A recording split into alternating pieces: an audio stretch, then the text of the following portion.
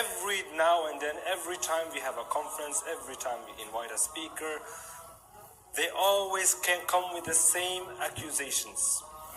This speaker supports death penalty for homosexuals. This speaker supports death penalty for this crime or that. He is homophobic. They subjugate women, etc., etc., etc. It's the same old stuff coming all the time.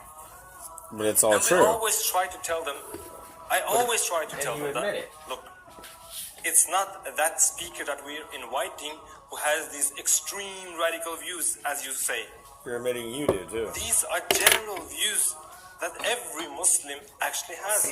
Every Muslim believes in these things. Just because they're not telling you about it, or just because they're not out there in the media, doesn't mean they don't believe in them. So I will ask you, everyone in the room, how many of you are normal Muslims? You're not extremists, you're not radical, just normal Sunni Muslims. Please raise your hands. Everybody, mashallah, subhanallah. Okay, take down your hands again. How many of you agree that men and women should sit separate? Please raise your hands. Everyone agree. Everyone agree. Brothers and sisters. Subhanallah. So it's not just these radical sheikhs then. Allahu Akbar. Next question. How many of you agree that the punishments described in the Quran and the Sunnah, whether it is death, whether it is stoning for adultery, whatever it is, if it is from Allah and His Messenger, that is the best punishment ever possible for humankind, and that is what we should apply in the world. Who agrees with that? Allahu Akbar. Are you all radical extremists? Subhanallah. So all of you are saying that you are common Muslims, you all go to the different masajid Norway, or are you like a specific sect, like the Islam net sect or anything like that? Are you like that? No. Are you like that? Please raise your hand if you're like this extreme Islam net sect or anything like that. No one. Allahu Akbar. How many of you just go to these normal masajids in Norway, the normal Sunni mosques? Please raise your hands. They say that they want to kill people. Allahu Akbar. So what's the politicians gonna say now? What's the media gonna say now? That we're all extremists? We're all radicals? We need to deport all of us from this country? Subhanallah. Allahu Akbar. Yes. Takbir! Takbir! Takbir! May we have the next question, please? From the sister side. Assalamu alaikum. Wallah, this is the best answer I have ever heard. Okay, do you allow me to copy your answer in other places? Of course, Sheikh. But of course, I will claim it to myself.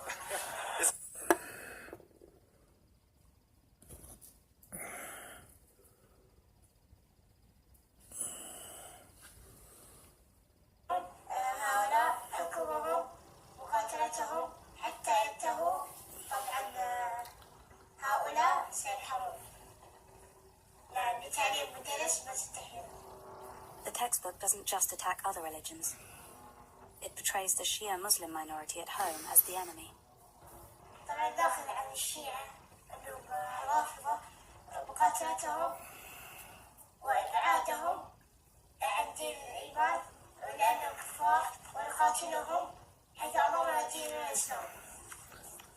So you're talking to your Muslim friend about God and sin and righteousness, and then he finally tells you what's really been bothering him. Why do Christians eat pork? Unless he's an American convert to Islam, in which case he'll say it like this. Pork is the white man, and the white man is pork. Now, if you spell white man backwards, what does it spell? Pork. Now, when this topic comes up, you'll have an urge to start explaining the differences between the Old Covenant and the New Covenant, and to show your Muslim friend certain passages about dietary restrictions to help him understand what the Bible is saying to various groups. But you must resist this urge, because if you let your Muslim friend keep talking about pork and the Bible, he will eventually bury his own prophet. Let's see how this is done. With us, as always, is everyone's favorite fake debater, Dr. Zakir Naik. Dr. Naik, could you show us how to bury your own prophet? I mean, could you tell us why we shouldn't eat pork? Bible says in the book of Leviticus, chapter number 11, verse number 7 and 8, that thou shalt not eat the flesh of swine, nor touch its carcass. It's unclean for you. He's dug the hole, ladies and gentlemen. If Zakir Naik were a truck, he'd be... Keep going, Dr. Naik. A similar message is given in the book of Deuteronomy, chapter number 14, verse number 8. Though the swine has cloven foot, and it chews not the cud, it is unclean for you. Dr. Naik has officially lowered Muhammad's body into a freshly dug grave. All that's left is to fill the hole with dirt. And Jesus Christ, peace be upon him, said in the Gospel of Matthew, chapter number 5, verse number 7 to 20, that think not that I have come to destroy the law of the prophets. I have come not to destroy but to fulfill. For anyone who breaks one of the least commandments shall be called least in the kingdom of heaven. And what does that mean, Dr. Naik? That means if you break one law, one jot or tittle from the Old Testament, you shall not enter Jannah. So long, Muhammad.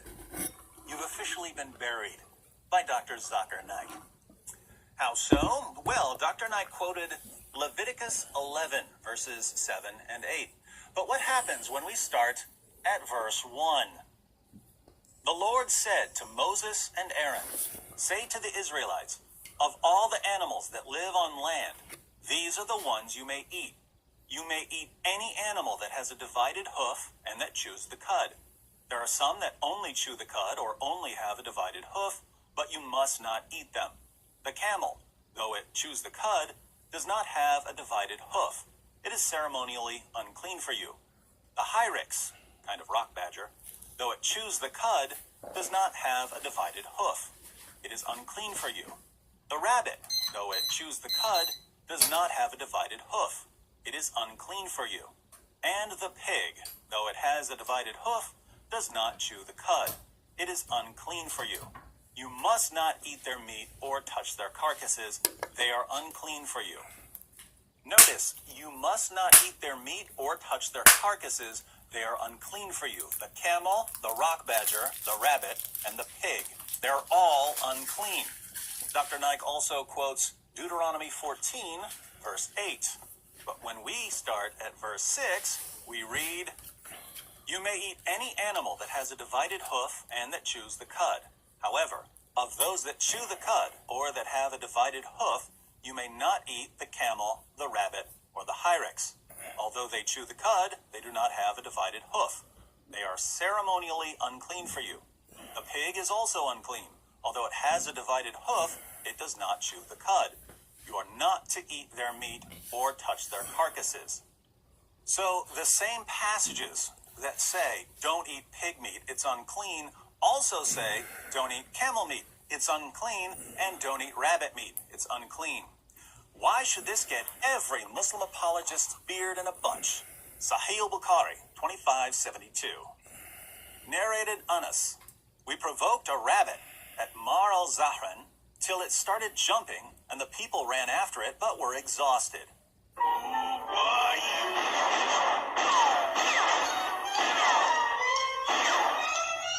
I overpowered and caught it, and gave it to Abu Talha, who slaughtered it and sent its hip or 2 thighs to Allah's messenger.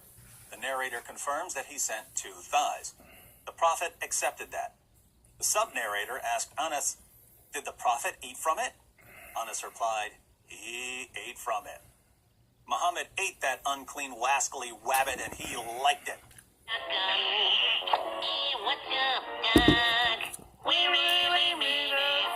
Sahih al-Bukhari, 2485. Narrated Rafi bin Khadij.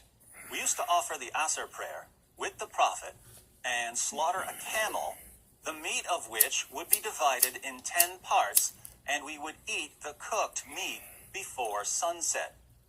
Muhammad and his companions would eat the camel meat. The Quran itself allows Muslims to eat camel meat. Surah 22, verse 36. The sacrificial camels we have made for you as among the symbols from Allah. In them is much good for you. Then pronounce the name of Allah over them as they line up for sacrifice. When they are down on their sides after slaughter, eat ye thereof, and feed such as beg not but live in contentment, and such as beg with due humility. Thus we have made animals subject to you, that ye may be grateful. I actually have video footage of Muslims sacrificing a camel.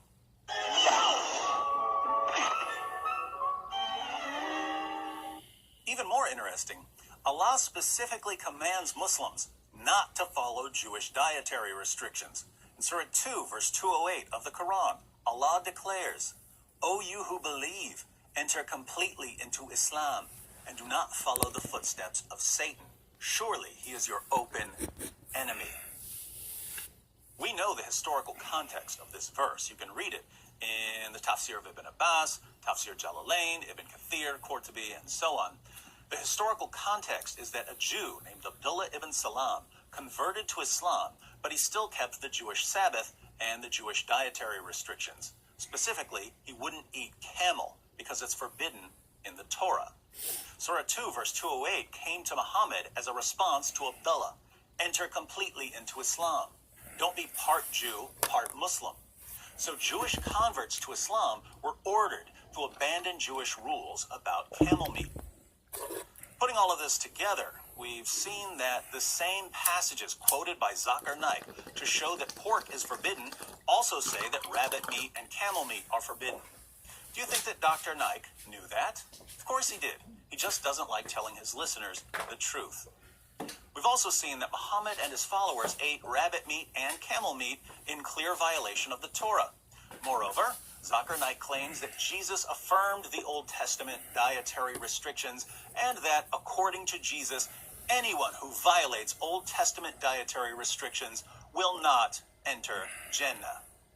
That means if you break one law, one jot or tittle from the Old Testament, you shall not enter Jannah.